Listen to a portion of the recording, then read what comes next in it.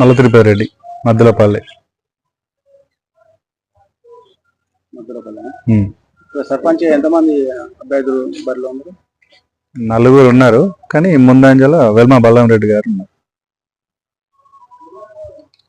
బలరాం రెడ్డికి ముందున్నారు కదా, అంటే ఎందు గురించి ఉన్నారని మీరు అనుకుంటున్నారు? కాంగ్రెస్ పార్టీ అభ్యర్థి బలపరిచిన క్యాండిడేట్, దాదాపు క్యాండిడేట్ తరపు నుంచి కూడా ఉన్నారు. కాంగ్రెస్ పార్టీ బలపరిచింది. ఇంతకుముందు ఉప సర్పంచ్ చేసిన అవగాహన ఉన్నది. దాదాపు అన్ని మంచి పనులు చేసిండు.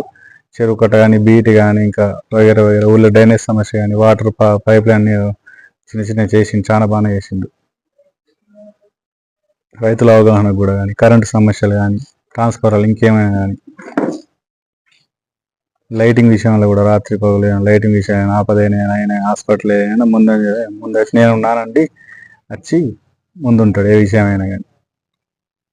అంటే ఇప్పుడు ఇతను గెలిస్తేనే ఎవరు అభివృద్ధి అవుతా అనుకుంటున్నారు, వేరే వ్యక్తులు గెలిచిన బలరాం రెడ్డి గారికి వెళ్తే చాలా అభివృద్ధి ముందంజలో ఉంటాయని మేము కోరుకుంటున్నాం. బలరాం రెడ్డి గారు గెలవాలని మేము మనస్ఫూర్తిగా కోరుకుంటున్నాం. మిగతా ప్రజల అభిప్రాయం ఎలా ఉంది మద్దులపల్లి? దాదాపు 70% బలరాం రెడ్డి గారికి ఉంది. ఇంతకుముందు ఉప సర్పంచ్ చేసిండు, అందరు కలిసి ఆయనే బలపరిచారు కాంగ్రెస్ పార్టీ తరఫున.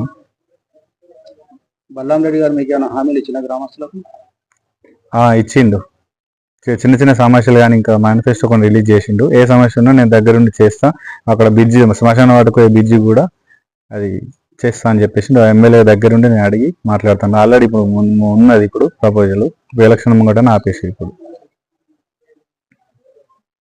బలరాం రెడ్డి గారి గుర్తు లేడీ పర్స్. ఈ బలరాం రెడ్డి గారి మీద మీకు ఉన్నటువంటి అభిప్రాయం ఏంటి? చాలా మంచి వ్యక్తి, కులాలకు అతీతంగా ఏ విషయమైనా ముందుకెళ్ళి ఏ విషయమైనా పోరాడగల వ్యక్తి.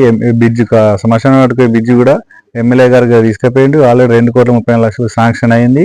అది ఇప్పుడు ఎలక్షన్ కూడా ఆపేసి ఇంకా టెండర్లు ఉంది. అది ఈ బీట్ రోడ్ కూడా బీట్ అక్కడ దాకా మట్టి టెండర్, అది రోడ్ పడుతుంది, మట్టి వేసేసి నెక్స్ట్ మంత్ లో కంకర రోడ్డు, తార్ రోడ్డు, అదే మార్గం ఉన్నది.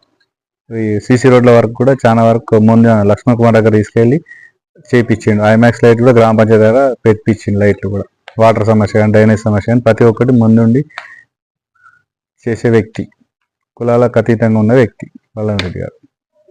సుమారుకి మీ గ్రామంలో ఎంతమంది ప్రజలు ఉంటారు? ఎన్ని వేల వరకు ఓట్లు ఉండొచ్చు? 3,000 ఓట్లు, 2,500 ఓట్లు ఉన్నాయి. దాదాపు ఇంకా కొన్ని వేరే ఊర్లలో వస్తారు, ఓట్లు పడతాయి. మినిమం బలరాం రెడ్డి గారు ముందంజలో ఉంటారు, అత్యధిక మెజారిటీతో గెలుస్తారని మా యొక్క మనవి. ఎంత పర్సెంటేజ్ పడచ్చు మీరు అనుకుంటున్నారు? 1,500 మీదనే పడతాయి minimum. Hi, this is Neha Shetty. Please subscribe to GK News.